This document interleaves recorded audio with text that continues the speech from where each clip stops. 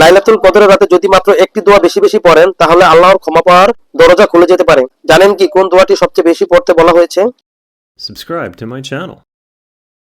লাইলাতুল কদর হাজার মাসের চেয়ে উত্তম একটি রাত। এই রাতে ইবাদত, নামাজ, কোরআন তেলাওয়াত সবই গুরুত্বপূর্ণ, কিন্তু একটি বিশেষ দোয়া আছে যা এই রাতে বেশি বেশি পড়তে সরাসরি উৎসাহ দেওয়া হয়েছে। হাদিসে বর্ণিত এক সাহাবিয়া জিজ্ঞেস করেছিলেন, যদি আমি লাইলাতুল কদর পাই তাহলে কি দোয়া পড়ব? তখন তিনি একটি ছোট কিন্তু গভীর অর্থবহ দোয়া শিখিয়েছিলেন। দোয়াটি হলো আল্লাহুম্মা ইন্নাকা আফুউন তুহিব্বুল আফওয়া ফাফু আননি।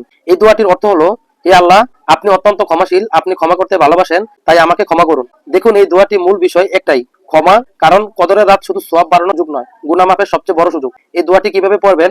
ধীরে, মন থেকে বারবার পড়ুন, শুধু মুখে নয়, হৃদয় দিয়ে বলুন। নিজের গুনাহ মনে করুন, অনুতপ্ত হন, চোখ ভিজে গেলে দোয়ায় শক্তি আরো বাড়ে। আপনি চাইলে নামাজের সিজদায়, তাহাজ্জুদের পরে বা চুপচাপ বসে এই দোয়া পড়তে পারেন। সংখ্যা নয়, আন্তরিকতা সবচেয়ে গুরুত্বপূর্ণ। আজ রাতে বেশি বেশি এই দোয়াটি পড়ুন, হয়তো এই একটি দোয়াই আপনার জীবনের মোড় ঘুরিয়ে দিতে পারে। তাই এই রাতে বেশি বেশি এই দোয়াটি পড়ুন।